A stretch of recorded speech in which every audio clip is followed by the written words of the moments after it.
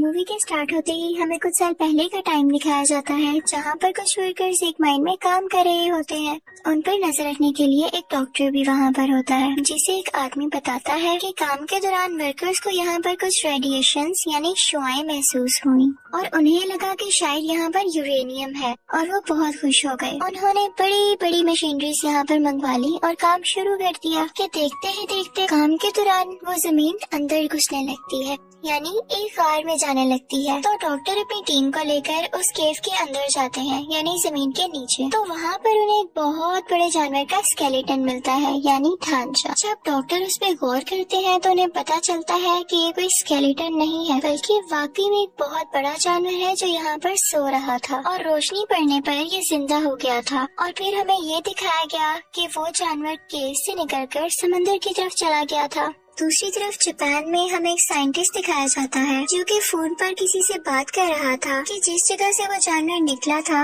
वहाँ से अर्थक्वेक होता यहाँ तक आ रहा है। उसका उस जगह पर एक प्लांट होता है। वो कहता है कि अगर ऐसे ही चलता रहा तो मुझे तो अपना प्लांट खत्म करना पड़ेगा। तभी उसकी वाइफ आती है और वो अपनी वाइफ और अपने बेटे फोर्ड को लेकर वहाँ से चला जाता है। वो अपनी वाइफ से कहता है कि जो अर्थक्वेक के झटके आ रहे हैं ये मुझे कोई अच्छी बात नहीं लग रही, तो तब तक तुम मेरे प्लांट के पास मेरी कुछ टीम के साथ रहोगी। फिर हमें वही साइंटिस्ट एक लैब में दिखाया जाता है जो कि पता लगा रहा था कि असल में ये अर्थक्वेक के झटके आ कहाँ से रहे हैं, लेकिन उनमें से किसी को कुछ भी पता नहीं चल रहा था। तो वो कहता है कि सब मशीनरीज ऑफ कर दी जाए, क्योंकि हम नहीं जानते कि ये झटके किस चीज के हैं और कहीं ये हमें नुकसान न पहुंचा दे।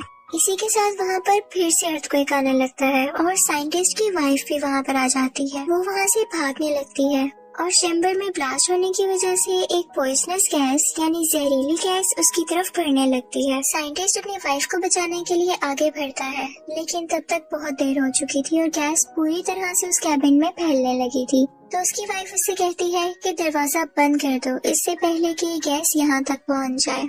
और ना चाहते हुए भी साइंटिस्ट को वो दरवाजा बंद करना पड़ता है और इसके बाद वो काफी उदास हो जाता है क्योंकि उसकी वाइफ अंदर रह गई थी। वो उससे कहती है कि हमारे बेटे फोर्ड का ध्यान रखना, और इसी के साथ रेडिएशन की वजह से वो पूरा का पूरा प्लांट तबाह हो जाता है। फोर्ड भी ये सब कुछ अपने स्कूल से देख रहा था। अब हमें 15 साल बाद का वक्त दिखाया जाता है। फोर्ड अब एक फौजी बन चुका था और कुछ मंथ की ट्रेनिंग के बाद वो अपने घर वापस आया था। वो अब मैरिड था कि उसकी वाइफ को कॉल आती है कि फोर्ड के डैड को पुलिस ने पकड़ लिया है। फोर्ड अपने डैड से नफरत किया करता था क्योंकि वो समझता था कि उसकी मदर की डेथ उनकी वजह से हुई, लेकिन अपनी वाइफ के कहने पर वो उन्हें मिलने चला जाता है और जाकर अपने फादर को पुलिस से छुड़वा लेता है। फिर वो दोनों घर आते हैं तो उसका फादर उससे कहता है कि बेटा वो एक एक्सीडेंट नहीं था, बल्कि उसके पीछे कुछ रेडिएशंस थी और सेम चीज हम अभी भी फील कर रहे हैं फिर से। और वो अभी भी इसलिए अरेस्ट हुआ था क्योंकि वो उस जगह पर गया था जहाँ पर पुलिस ने जाने से मना किया था। वो बताता है कि मेरे दोस्त ने भी वॉइस फ्रीक्वेंसी नोट की है, यानी वहाँ पर से अजीबोगरीब आवाजें आती हैं, तो मुझे वहाँ पर जाकर देखना होगा और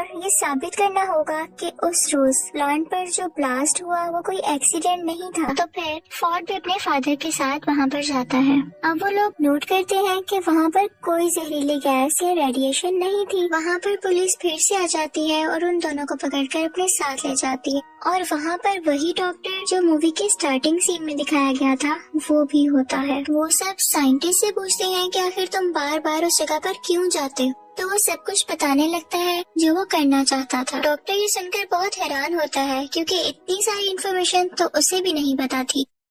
वो वहाँ पर एक बहुत बड़ी पत्थर जैसी चीज पर कुछ एक्सपेरिमेंट्स कर रहे हैं। अचानक वो पत्थर हिलने लगता है तो वो लोग उस पर बिजली फेंकते हैं, यानी इलेक्ट्रिकल शॉक देते हैं। वो पत्थर टूट जाता है और उसके अंदर से एक बहुत बड़ा क्रिएचर बाहर आता है। वो बहुत ही ज्यादा बड़ा था और लोगों पर बिजली जैसी कोई चीज फेंक रहा था। और फिर हमें दिखाया जाता है कि वो जानवर खुद को कैद से आजाद करवाकर प्लांट से बाहर आ जाता है और वहाँ से उड़ जाता है। अगले दिन कैप्टन आते हैं और डॉक्टर को अपने साथ जाने का कहते हैं। डॉक्टर अपने साथ साइंटिस्ट और फोर्ड को भी ले लेता है, लेकिन इस वाकये में साइंटिस्ट काफी जख्मी हो चुका था। वहाँ पर जाकर उनका हेड उन्हें बताता है कि ये क्रिएचर कोई आम क्रिएचर नहीं। जब जमीन की रेडिएशंस कम होती गयी तो ये समंदर की गहराइयों में चला गया ताकि ये वहाँ से अपनी एनर्जी ले सके।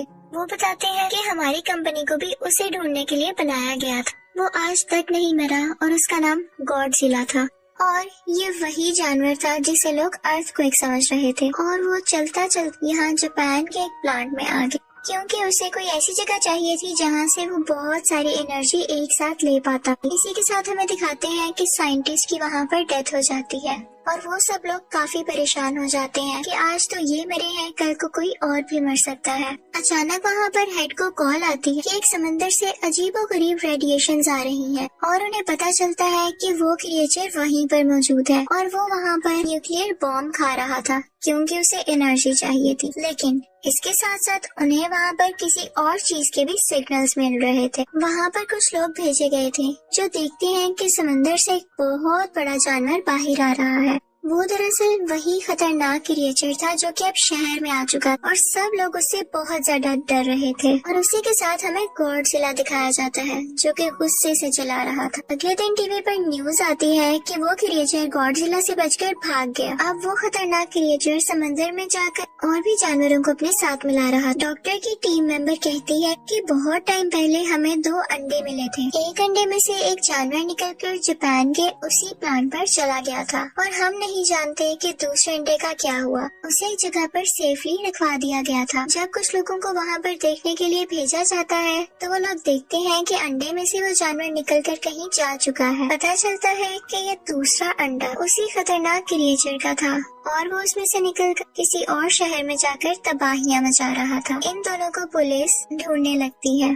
फिर हमें दिखाया जाता है कि डॉक्टर टीवी पर दूसरे क्रिएचर की फुटेज देख रहे होते हैं। वहाँ पर वो नोट करते हैं कि इस क्रिएचर के तो पर ही नहीं है जैसे पहले क्रिएचर के थे। रिसर्च करने पर उन्हें पता चलता है कि ये फीमेल है और पहला क्रिएचर मेल था। अब क्योंकि फोर्ड भी एक फौजी था तो उसे आर्मी के साथ हर जगह भेज दिया जाता है कि वो उन क्रिएचर्स को रोक सके। दूसरी तरफ हमें कैप्टन बताता है कि वो क्रिएचर्स बहुत तबाही कर रहे हैं, तो हेड उनसे कहता है कि हमें इन्हें एक बहुत ही खतरनाक बॉम्ब से उड़ाना पड़ेगा। तो कैप्टन कहता है कि इससे तो उन्हें फायदा होगा क्योंकि उन्हें न्यूक्लियर एनर्जी चाहिए और इससे वो और ज्यादा स्ट्रॉन्ग होंगे। तो हेड कहता है कि हम इसके सिवा कर भी क्या सकते हैं, रिस्क तो लेना होगा।